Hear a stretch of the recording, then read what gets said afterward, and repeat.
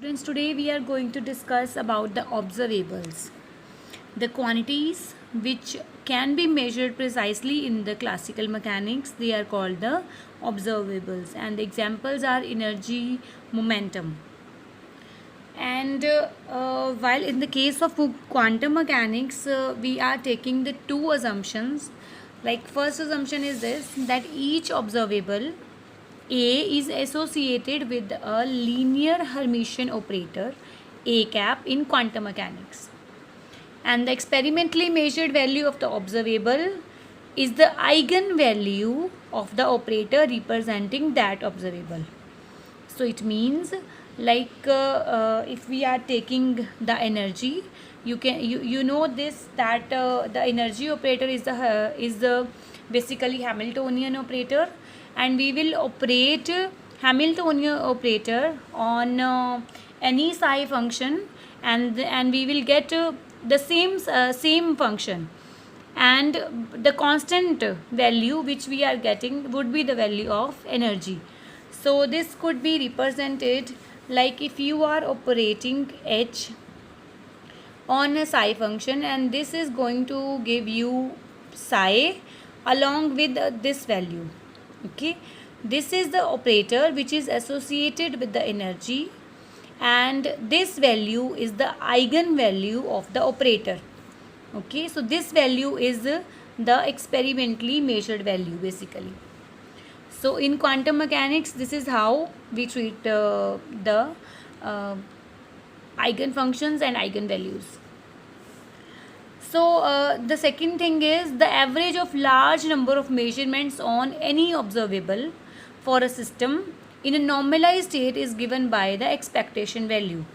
So when we need to calculate the average value, so we will simply calculate the expectation value just by filling that corresponding operator in this equation. Like, if you need to find the value of x, like position, you want to measure the average value of position, so we will simply write x operator which is corresponding to the position operator. So this is how we are calculating the average value of position. Same is the case with the momentum. We have already studied that the momentum operator is minus iota h cut curly by curly x. So we will calculate the value of integration from minus infinity into infinity psi star, corresponding value of the operator, this operator, and then after the same function psi. This is in the conjugate form and this is the simple form, and we will differentiate it. Like, if here, if you need to calculate the value of px, then we will integrate with the x. So if we need to calculate for py, then you would integrate with respect to y, like dy you would write here. So this is how the whole procedure of the observables this lies in quantum mechanics.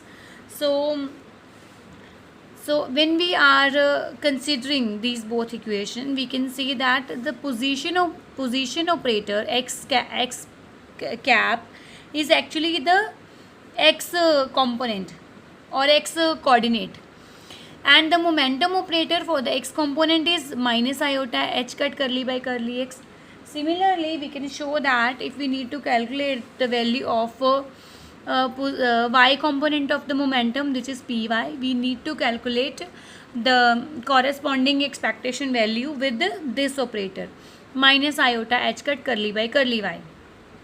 And same is the case with the momentum for the z component. This operator must be used, and this is for the position, which is x component, y component, and z component.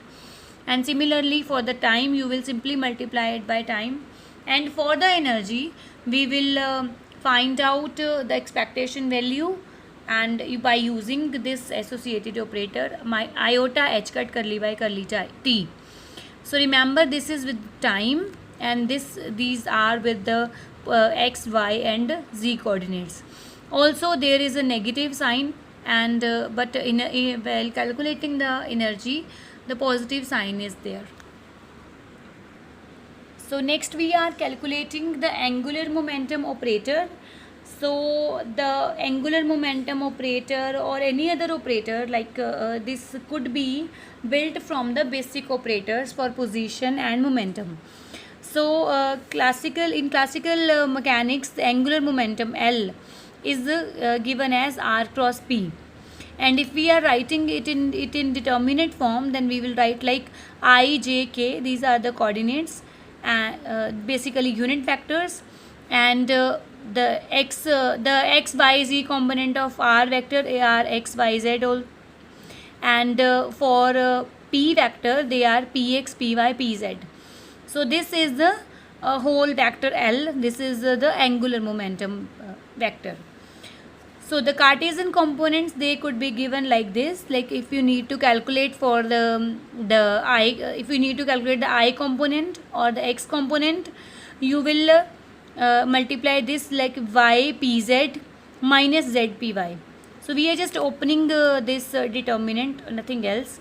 So this is the x component, y component, and z component. So in this way you are obtaining the three equations. So in next part we are just substituting the value of pz, py, and px in these equations. So here I am going to write the Lx operator. So I will write y, and then after the corresponding operator for the pz. So this is minus iota h cut curly by curly z. This you can see from the last table. And then after minus z, here I can write this, and the associated operator with py. So with py operator, minus iota h cut curly by curly y is associated. So in this way, if I am taking common minus iota h cut, so I would be left with y curly by curly z. So this is the same component written here, and then after minus z curly by curly y. So this is minus z curly by curly y. So this is the associated operator with the x component of the angular momentum. So same procedure we are applying for the y component and for the z component. So in this way we have these three operators associated with the each component of the angular momentum.